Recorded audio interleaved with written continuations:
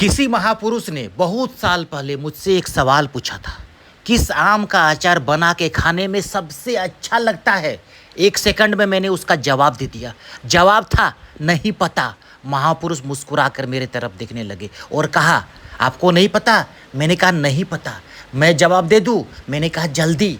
महापुरुष जी मुस्कुराते हुए बोले अपने आप को कष्ट दे के रिस्क में डाल के जो आम लेके आओगे उस आम का अचार बना के खाना बहुत मजा आएगा। ये जवाब देने के बाद महापुरुष जी गायब हो गए, मानो जैसे वो थे ही नहीं। इधर उधर नजर घुमा के मैंने देखा, कहीं नहीं थे वो। मुझे बिल्कुल समझ में नहीं आ रहा था आखिर महापुरुष जी गायब कहाँ हो गए। महापुरुष जी जब नहीं मिले तो घर जाके मैं सो गया, लेकिन मुझे नींद नहीं आ रही थी। उनका जवाब का मतलब मुझे बिल्कुल समझ में नहीं आ रहा था। मैं बार बार चौंक चौंक के उठ रहा था कि आखिर उसका मतलब क्या हो सकता है। वो मतलब ढूंढने के लिए मैं निकल गया, कभी जंगल की ओर, कभी शहर की ओर, कभी नदियों में, कभी पहाड़ों में, लेकिन मुझे उसका मतलब बिल्कुल समझ में नहीं आ रहा था।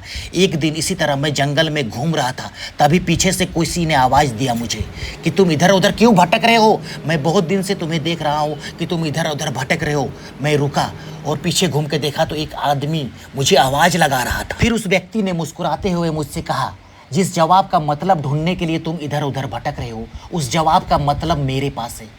मैंने फिर सोचा इसे कैसे पता। फिर मैंने उनसे पूछा आपको कैसे पता। तो उसने कहा मुझे सब पता है, तुम पूछो उस जवाब का मतलब मैं बताता। फिर मैंने उस व्यक्ति को महापुरुष जी की सारी बातें और उनका जवाब भी बताया। फिर उस व्यक्ति ने मुस्कुराते हुए मुझसे कहा उस जवाब का मतलब है चोरी किया हुआ आम। फिर मैंने उस व्यक्ति से पूछा वो कैसे। तो उस व्यक्ति ने मुझे कहा कि जब आप किसी के आम को चोरी करने के लिए जाते हो तो आप अपने आप को रिस्क में डालते हो, और जब आप उस पेड़ के ऊपर चढ़ते हो तो आपको मेहनत करनी पड़ती है, और जब सारे आम को तोड़कर आप भागते हो और किसी के द्वारा आप पकड़े जाते हो, और जब आपको मार पड़ती है तब आपको कष्ट होता है।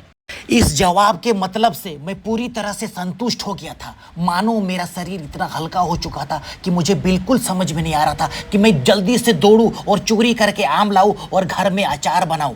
तब से लेके अब तक मैं हमेशा चोरी किया हुआ आम को घर पे लाता हूं और उसका अचार बनाता हूं।